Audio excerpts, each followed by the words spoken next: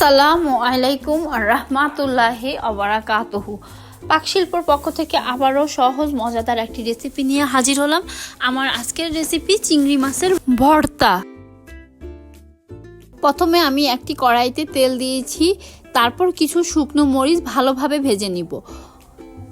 কিছুক্ষণ পরে আমি চিংড়ি মাছ দিয়ে দিব। চিংড়ি মাছটাকে আমি আগেও একবার ভেজে নিয়েছি, এখন ভর্তা বানানোর সময় ভালোভাবে ভেজে নিব।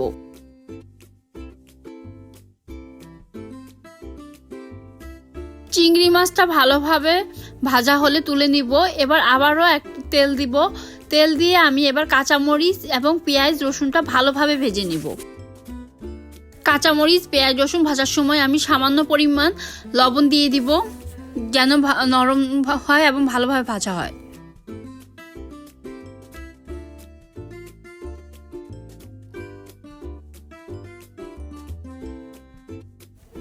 ভালোভাবে সব উপকরণ ভাজা হয়েছে, এবার উপকরণগুলোর সাথে পরিচিত হয়ে নেই। প্রথমে আমি নিয়েছি চিংড়ি মাছ এবং শুকনো মরিচ ভালোভাবে ভেজে নিয়েছি। তারপরে কাঁচামরিচ পেঁয়াজ রসুন ভালোভাবে ভেজে নিয়েছি, আর সুন্দর গ্রানের জন্য নিয়েছি কচি দেশি ধনিয়া পাতা। এবার ভর্তা বানানোর পালা। প্রথমে আমি শুকনো মরিচটাকে ভালোভাবে পেশি নিব, তারপরে আমি ভেজে রাখা চিংড়ি মাছটাকে ভালোভাবে বেটে নিব। শুকনো মরিচ এবং চিংড়ি মাছটাকে ভালোভাবে বাটতে হবে।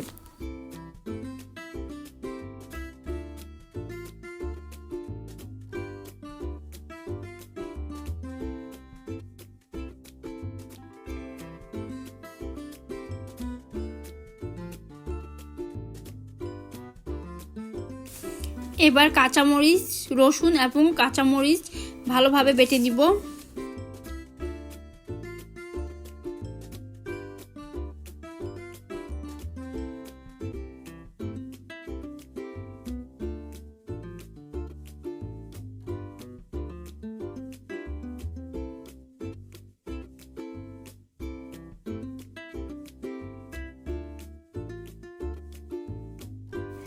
ভেজে রাখা সব উপকরণ ভালোভাবে বাটা হলে আবারও একসাথ করে ভালোভাবে বেটে নিব।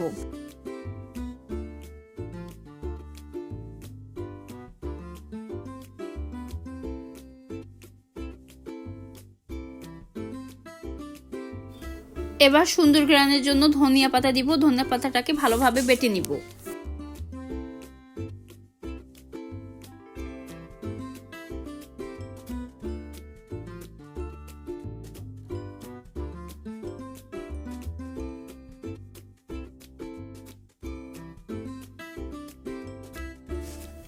ধনিয়া পাতা বাটা হলে সব উপকরণগুলো হাত দিয়ে ভালোভাবে মেখে নিব।